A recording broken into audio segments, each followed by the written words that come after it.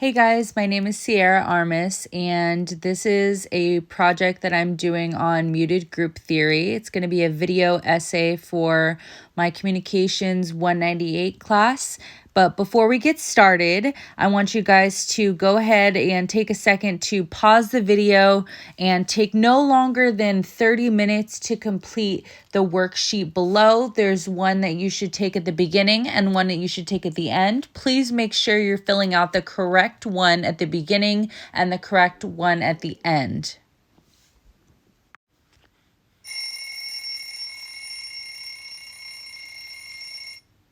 Time's up, everyone. Let's press play on the video again. Muted group theory was founded in 1975 by Shirley and Edwin Ardener, British anthropologists. Ardener realized not only the power in language, but the inequalities it has to offer only from the man's point of view.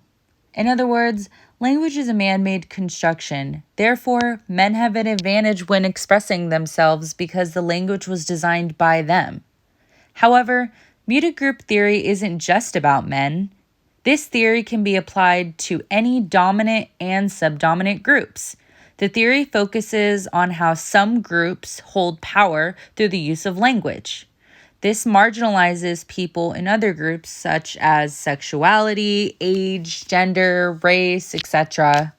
To put it simply, man-made language does not serve all its speakers equally. Cherish Kramer, a professor at Oregon State University who teaches at the Center of Study for Women in Society, first introduced the theory to the communications field.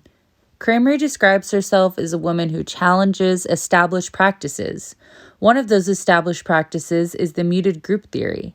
By bringing this theory to the communications field, she is challenging the perceived notion that women are muted and will be muted for years to come.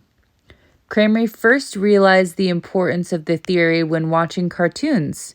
She realized the majority, if not all, cartoons depicted women as emotional, dramatic, ditzy, etc. Kramer has recently been leading the efforts to alter the muted status of marginalized groups like women. Kramer stated, "Women, the subdominant group, are not as free as men to say what they wish, when or where they wish, because the words for their use were formulated by men, or the dominant group." Kramer applies that women have to alter their language when communicating with dominant groups like men. Thus, ideas for subdominant groups are often overlooked. This is yet another reason why we must learn about this theory so that we can learn how to not mute others in the future.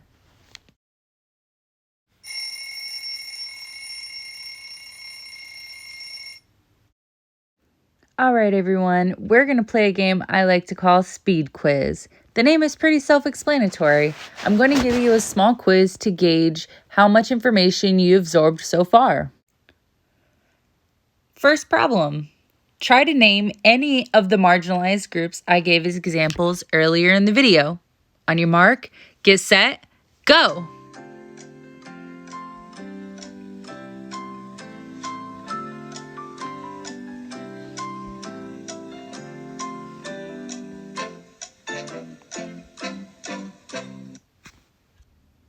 All right, everyone, time is up. If you said any of the following, you got this problem correct. Sexuality, age, gender, or race. If you didn't get this problem right, that's okay. There are a couple more quizzes throughout the rest of the video. You'll have a chance to get one right then. All right, back to the essay. Muted group theory is extremely significant both in history and the future. It sheds light on how marginalization happens in everyday life, including but not limited to language. Some examples are as historically significant as quilts made by slaves back in the 1800s to communicate with one another across the Underground Railroad. This is an example of muted group theory because the subdominant group being muted would be the slaves. In this example, the dominant group would be the people who enslaved the people of color. A more recent example would be from the Disney movie Mulan. This cartoon film was from 1998, and it was riddled with examples of muted group theory. One example I found extremely prevalent was at the beginning of the movie when the Emperor's advisor, a man, stormed her part of the village demanding one man from every family to go to war. Mulan's injured father was just about to go step forward to claim his role as the one and only man of his family to go to war when Mulan tried to step in for him. Before she could even interject to show her father's injury would clearly be fatal, the Emperor's advisor muted her, and her father followed suit. With one swift comment, the Emperor's advisor said in front of the whole village to her father that it would be wise of him to teach his daughter to hold her tongue in the presence of a man. To which Mulan's father responded by telling Mulan that she disgraced him and their family by trying to speak out, even if it was for him. The harm that can be caused from muting others is tantamount to the harm that marginalization causes. By allowing certain marginalized groups to be muted, we are taking away their power to communicate effectively. If we as a society choose to ignore the muteness or participate in muting others, we are only hurting ourselves by continuing on with the systematic inequalities that this theory brings to light. Another reason why muting others through language can be harmful is because it makes it harder for subdominant groups to express themselves. For example, default words like waiter, mailman, fireman, policeman, etc. make it harder for subdominant groups like women in those fields to express themselves and their experiences. This causes subdominant groups to try to conform their words or ways of speaking to the way of the dominant group, which in this case is men. The reason muted group theory is still in effect today is because of a few reasons. The first is that people don't realize how much it truly affects their everyday lives. The second is that even when people realize they are contributing to the muting of others, they simply don't care enough to change their mindsets or their ways. One prime example is gender today. I know people from older generations that don't use gender-neutral terms or correct pronouns when referring to people of younger generations. This is partly because participating in muteness is easier than challenging it, but that doesn't make it okay. Another reason why muteness continues today is because the dominant groups are not the ones that are advocating for the change.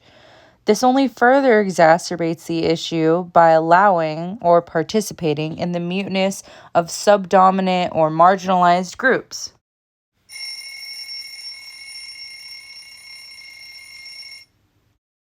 Hey everyone, it's time for another round of speed quiz. Question number 2. Is muted group theory relevant to the past, the future, or both?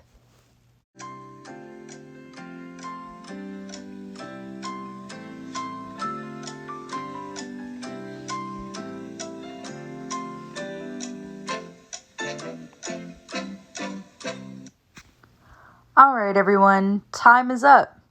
If you answered both, you were correct. But don't worry if you didn't get this one right. You still have another chance later on in the video. But let's get back to the essay. There are a few different ways in which we can put a stop to the muting of others. One of those ways is to use or create more gender-neutral words.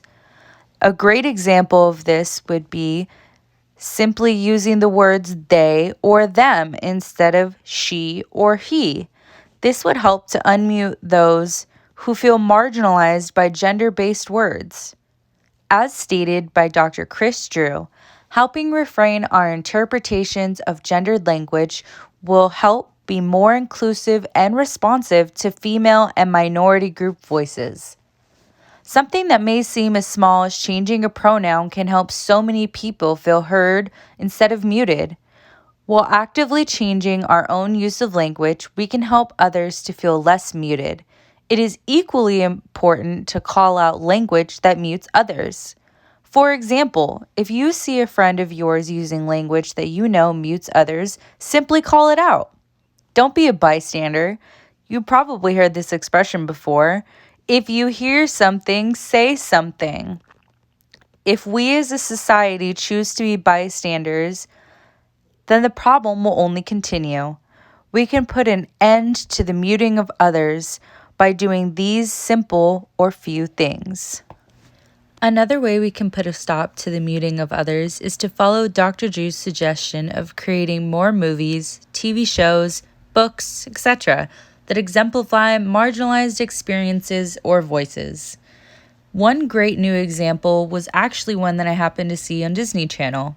There is a new show on there called Rise Up and Sing Out. In this show, they did a sing-along song named Speak Up. In this song, the main character explains what microaggressions are, and if you see someone saying something hurtful, you should speak out. The song shows one example with a teacher, who in this case would be a dominant group because she's an authority figure, and a child with curly textured hair, who in this case would be the subdominant example. In the scene, the teacher touched the student's hair without permission, stating that she wanted to touch it because it seemed to be such an unusual texture. The child then got sad and didn't know what to say, or was muted. The main character sees this and tells the little girl to stand up for herself and to speak out to the teacher. The song goes on to explain that if you have a different skin color, hair texture, or even way that you talk, that doesn't give the right for someone else to say something harmful. The song goes on to show that if we call out these inequalities, the problem will eventually dissipate. The same idea goes for muted group theory. If you see someone being muted, call it out. Don't be a bystander to the muting of others, and do your best not to mute anyone else either.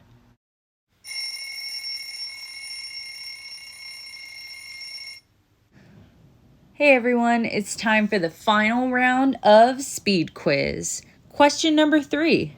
True or false? It is okay to mute someone when it is socially accepted by the majority of people you are surrounded with.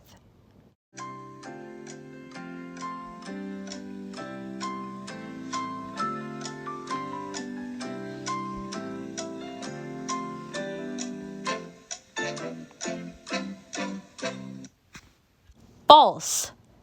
It is never okay to mute anyone else under any circumstances. Technically, that was a trick question. Thanks for playing the final round of Speed Quiz. Let's get back to the video. Now that you've had a chance to see what muted group theory is, let's get into some refuting arguments. The first and probably most popular refuting argument about muted group theory is that it promotes victimization. This is incorrect. Muted group theory does not specifically promote victimization. The theory only offers a tool to deal with everyday victimization. An academic journal written by Linda Barkman stated that muted group theory has a capacity to explain how muting others so that corrective action by both dominant and non-dominant groups can be taken to ultimately benefit both. In this way, Barkman refutes the idea that muted group theory promotes victimization, but instead offers the idea that it is a tool to stop further victimization in the future. Muted group theory is a way for the marginalized to find their voice. It also offers a way for people of dominant groups to see in the perspective of subdominant or marginalized groups. Another very popular critique of muted group theory is that the theory has gender deficiencies that it doesn't account for. Muted group theory was never intended to be primarily about gender, nor does it say anywhere in the theory that it only applies to gender. Muted group theory applies to all subdominant and dominant groups. Barkman does an excellent job of addressing this argument by stating that muted group theory is about power dynamics in relationships, not merely situations, which are responsible for muting voices. Understanding the process of dominance and muting requires a broader analysis of the context, political, economic, and situational, in which reality is negotiated. It is true that muted group theory does not account for all linguistic gender deficiencies. Nevertheless, muted group theory does indeed contribute significantly to the understanding of gender deficiencies. She's basically saying that the theory she acknowledges doesn't cover all gender inequalities in communication. Instead, she offers an idea that muted group theory does still offer a lot of insight into gendered communication. The final refuting argument about muted group theory that I would like to address is that it does not account for the fact that there are some women who do speak publicly and wouldn't fit into the subdominant group. Equally, there are some men who are not dominant and would not fit into the dominant group. Barkman again addresses this excellently by stating that muted group theory does indeed count for the fact that subdominant groups may speak, but the language of the dominant group must be used so that the speech can be recognized and respected. She says that muted group theory does point out that subdominant groups speak, however, they have to speak in the language of the dominant group in order to get their message across. This theory offers tools to people who feel that they are in marginalized categories. The theory itself is more about a power struggle. It's about a language power struggle between dominant and subdominant groups. In conclusion, the actual definition of muted group theory, according to Dr. Drew, is that muted group theory says that the English language devalues the words, thoughts, and experiences of marginalized groups. This is because language is made and controlled by dominant groups. That being said, the theory is not meant to promote victimization, miscount for gender deficiencies, or force anyone into categories they aren't already in. Muted group theory is meant to be used as a tool for the marginalized to find their voice. Muted group theory is also a tool for dominant groups as well. It's a learning tool for those who have actively muted others. This theory can help open eyes to muting that happens all around us in our everyday lives. We may not be able to control the muting around us, but we can all call it out. Let's recap a plan of action. Use gender-neutral words, call out people who mute others, don't participate or be a bystander, and create media like books, TV shows, movies, etc. that exemplify voices of marginalized groups. I want to end with a quote by West in 2010. Language serves its creators better than those in groups who have to learn to use the language as best they can. Before the video ends, I want to take another break to pause for no more than 30 minutes so that you can complete the questionnaire that was designed for the end of the video. Go ahead and take that time now to fill that out. I want to thank you for coming to my my video essay about muted group theory. Thanks everyone, bye.